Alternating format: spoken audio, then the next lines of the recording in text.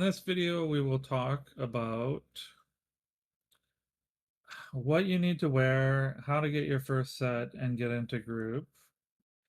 Um, Basically, you can't wear anything because the content creators are going to expect you to pick one of the builds that will help the group act as one. And the idea is that the group moves and attacks and defends all together. So if you're using just random gear that you've brought, the group will no longer be effective. So they're looking at the most effective way to do the content. And that, if you're a new player, is just to pick a build. And then it's not always going to be that way, but eventually you will be able to make modifications, but when you're just starting, it's best just to pick one of these builds and learn the game with it. And that's what they're designed for. So these are not the best in slot. They don't match every situation, but it's kind of like a basic starter kit for you. So the builds are broken down in ZVZ builds and tactics. So you have your ranged DPS. We've picked, these are not all of them, but we've picked the most effective new player ones. We've made each of the setups so that they are easy to play um, and kind of easy to follow. So if I wanted to play fire, I would maybe play the Dawn Song, and then I would pick these armors.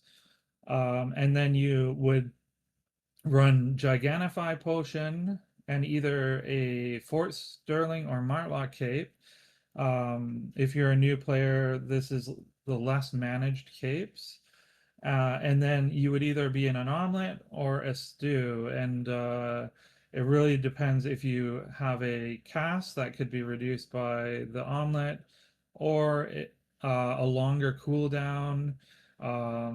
Say like the Mist Piercer, for instance, has kind of a longer cooldown versus something with a short cooldown like a longbow is going to run like a stew, basically. So depending on what weapon you pick might change your food, but it's always going to be Giga. If you're um if you're not sure what cape, probably the Martlock cape's maybe a hair better. It might save you a little more because the Fort Sterling cape can randomly proc on anything and it doesn't always save you. Next is listed as the support builds. So each one of these are kind of common supports that a new player could use. And then we have the healer builds here. We have some holy options, some nature options. And again, these aren't all the builds, they're just a few of them. When we move into the tank section, it gets a little more confusing because the first one is not really a new player friendly build. This is going to be your main caller, so probably not anybody's going to play this as a new player, but we have it in there just to show people if they want to get into calling. Um, that's the direction you would go if you were leading your own content. Next, we have a series of offensive and defensive tanks. The big difference between offense and defense is that offensive tanks would be assisting the engage or the attack, and the defense tanks would be assisting in the disengage or preventing the enemy team from doing damage, disrupting their backline on their engage. And one of the key differences between the two is a lot of defensive tanks will run a knight armor to purge and knock things back, and an offensive tank might run this armor here, which is the crystal armor, and it drops a spider web, slowing everything in its way. So that's good to drop on your offensive. I believe it's Duskweaver armor, that one's called. Next, you have what kind of food might you pair with these? We put Ava omelets because it gives you a bit of damage resistance.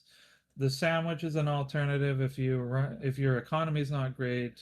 We've provided some like cheaper alternatives in these sets. We have melee builds. However, I wouldn't recommend anybody, new player playing melee. They often die uh, against organized teams, and it's not a great new player build. In here in range, we have what you need to bring. So 10 siphon energy, that's to overcharge, which increases your item level by 100 temporarily. So we're using that to fight. Consider getting zero point 0.1 food or potions or upgrading your food to Ava. Economy dependent. So if you're a new player, maybe that's not a great option, but certainly as you're making your whatever 30 to 50 mil a week, that becomes an option. And if you're joining a group, we always recommend that you bring T7 equivalent. So when we say equivalent, that means adding the enchant into the tier. So 4-3 is T7, 5-2, 6-1, 7 flat. You only really need the weapon and armor to be the T7 equivalent. If your economy is not great, you can get like 4-2 for the off pieces like the cape, the helmet, and the feet, and all that. Um, we also recommend no slow mounts. So oxes, horses, anything like this. You want to run a at least a T5 armored. We recommend T6. It kind of depends on your set. If your set's over 500,000, I would probably recommend a T6 armored. If it's under, I would go with a T5. Swift claws are okay, but not great for new players. The armored horses are going to be better as you learn positioning in the game and how to avoid ganks and things like that.